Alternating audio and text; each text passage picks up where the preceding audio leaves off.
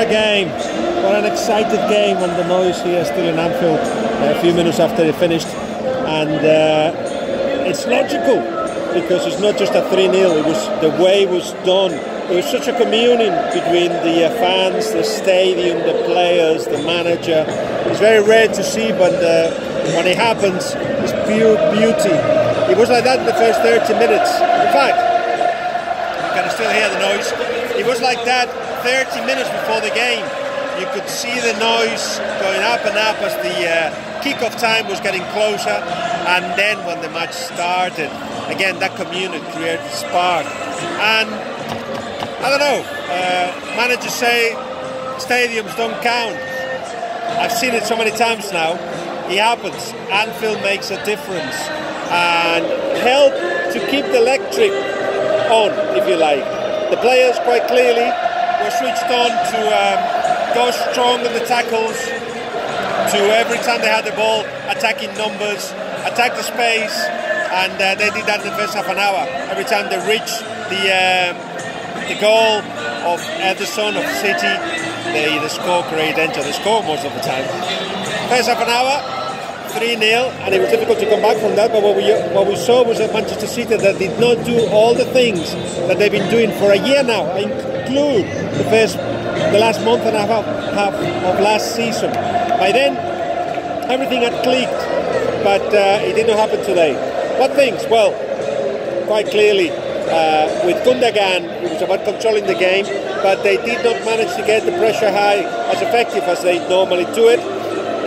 It was quite clear that one of the strategies of the game was diagonals to Sané, but he was always against two.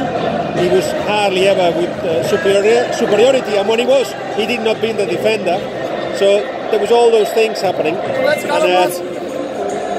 doing a little video here. Get in there, happy people. Barcelona.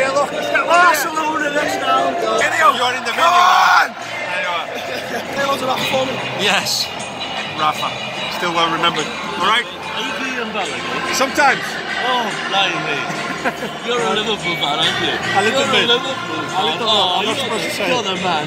You're the man. Right. So as I was saying,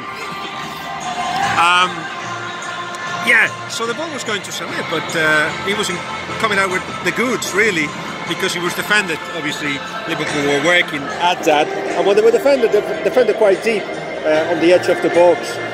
And of course, City knew if they lost the ball, they were going to be counter-attacked. That's exactly what happened. Now, it was, as I said, surprising that the City players did not control the game more, perhaps. So in the first half an hour, the game went away from their hands. Yes, it was Anfield, but it was, of course, the kind of football that Klopp wants his team to play. I think Guardiola has always said it. The best way to endanger Manchester City is actually to attack them.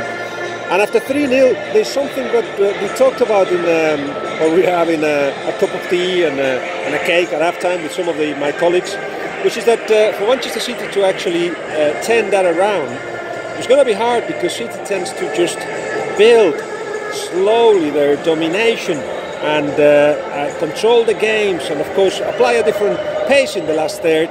But it's they don't break games in the way that Liverpool does, based in chaos, based in that kind of aggression, both with and without the ball.